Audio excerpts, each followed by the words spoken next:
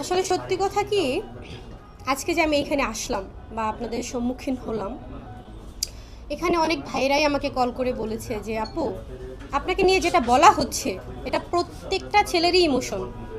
যেহেতু প্রত্যেকটা ছেলেই চায় তার স্ত্রী তার বাবা মার অসুস্থতায় পাশে থাকবে, প্রত্যেকটা ছেলেই চায় এটা। আমি যেটা মনে করলাম, নিজেকে নিজের কাছেই দোষী মনে হচ্ছে তার অভিযোগের পরিপ্রেক্ষিতে, কিন্তু আসলে যেটা সত্যি কথা, তার বাবার পাশে কিন্তু আমি ছিলাম। সে তো দাবি করেছে আপনি তার পাশে ছিলেন। আমি শেষ করি ভাইয়া। তার বাবার পাশে আমি ছিলাম, সেটা আমি রমজান মাসে কিন্তু বগুড়াতে ছিলাম। বগুড়া ওখানে যখন হসপিটালে ভর্তি করানো হয় সেখানেও আমি ছিলাম। তারপর সেখান থেকে আমরা ঢাকা আসি, আলম এবং আমি। ঢাকা আসার পর আমরা জানতে পারি যে বাবার অবস্থা খারাপ। তখন কিন্তু আলম একটা কথা বলেছে যে আমার ফ্যামিলির কেউ ছিল না। দেখেন এইখানে সে মিথ্যা কথা বলেছে, কেননা আমার ফ্যামিলির কেউ না থাকলে বগুড়া থেকে তার বাবাকে কে এনেছে? আমার ফ্যামিলির লোকই এনেছে। বগুড়া থেকে তার বাবাকে ঢাকা এনেছে আমার ফ্যামিলির লোক, আমার ভাই এনেছে তাকে।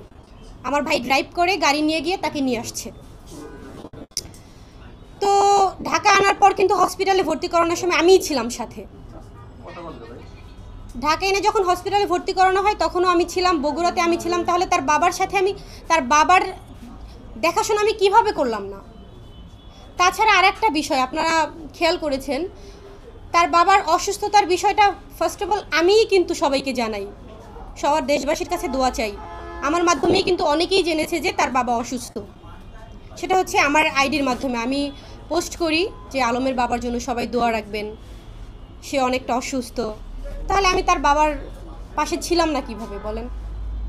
সে দাবি করেছে যে আপনি তার বাবা অসুস্থ থাকা অবস্থায় যেদিন মারা যায় তার আগের দিনও নাকি আপনি বিভিন্ন জায়গায় যে ডান্স করেছেন, বিভিন্ন বিনোদনে ব্যস্ত ছিলেন, অথচ আপনার ভিতরে সেই অনুশোচনা ছিল না। এই ধরনের কথা সে ইন্টারভিউতে বলেছে, আজকের ইন্টারভিউতে।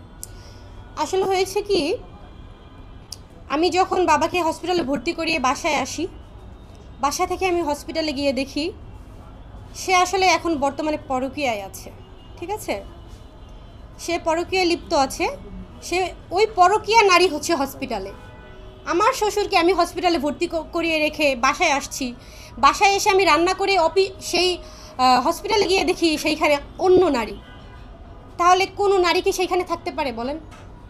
এই বিষয়ে আমরা প্রশ্ন করেছিলাম তাকে, সে বলেছে যে আমার তো কত ভক্ত থাকতে পারে বা অনেকেই ইচ্ছা করে আসছে, হেল্প করতেছে, কিন্তু আমি যে তাকে বিয়ে করেছি বা পরকীয়া করেছি তার প্রমাণটা কি? সে এই কথা বলেছে এবং আমার কাছে অডিও রেকর্ড আছে।